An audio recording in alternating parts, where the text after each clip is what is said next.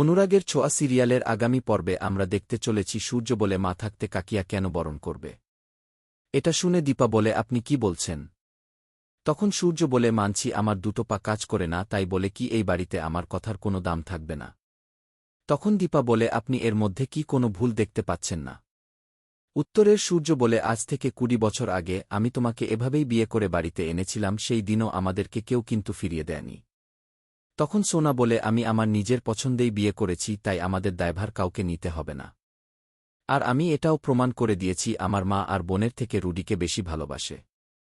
দীপা কোনো উপায় না পেয়ে বরণ করে, তারপর সোনা সবাইকে প্রণাম করলেও দীপাকে প্রণাম করতে অস্বীকার করে। আর বলে ওনাকে প্রণাম করলাম না, কারণ উনার কাছে দেওয়ার মতো দীর্ঘশ্বাস আর অভিশাপ ছাড়া কিছুই নেই। এটা শুনে সূর্য বলে তুমি মাকে প্রণাম করেই তারপর উপরে যাবে। তবে দীপা বলে প্রণাম করতে হবে না, কারণ মায়ের আশীর্বাদ কখনো প্রণামের জন্য বসে থাকে না। এটা বলেই ঠাকুর ঘরে গিয়ে রূপাকে বলে সবাই যার যার মতো নিজের জীবনটা বুঝে নিয়েছে, এবার আমিও চাই তুই নিজের জন্য বাঁচ। আমি তো সারা জীবন নিজের মানুষের কাছে নিজেকে প্রমাণ করার চেষ্টা করে গেছি, তবে তোর একটাই ভুল হয়েছে, তোর নিজের ভালোবাসার জন্য স্বার্থপর হতে পারিসনি। তবে রূপা বলে সবার আগে আমার এটা জানতে হবে এই রুডি ছেলেটা আসলে কে। তারপর সিডি দিয়ে উপরে ওঠার সময় মৃত লাবণ্যের ছবি দেখে বলে দ্য গ্রেট লাবণ্য সেনগুপ্ত।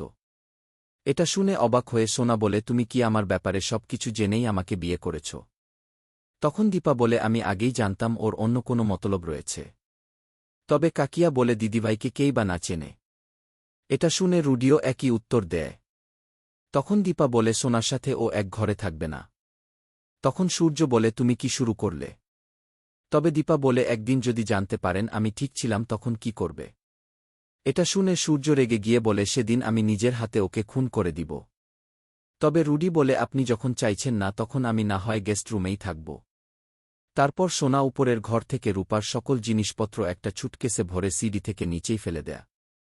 সেখান থেকে সোনা রূপার ছোটবেলার একটা ছবি হাতে নিয়ে কান্না করতে থাকে। অন্যদিকে দেখা যায় ঘরের মধ্যে বসে রুডি একা একা বলতে থাকে তুমি নিজেই আমাকে বিয়ে করে এনেছ সোনা।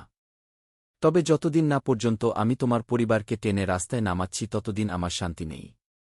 তোমার পরিবারকে একেবারে শেষ করতে না পারলে আমি যে কথা রাখতে পারব না। তাহলে কার কথায় সেনগুপ্ত পরিবারকে শেষ করতে এসেছে রুডি, আপনার কি মনে হয় অবশ্যই কমেন্টে জানান। আর অনুরাগে ছোঁয়া সিরিয়ালের সকল আপডেট পেতে চ্যানেলটি সাবস্ক্রাইব করে রাখুন।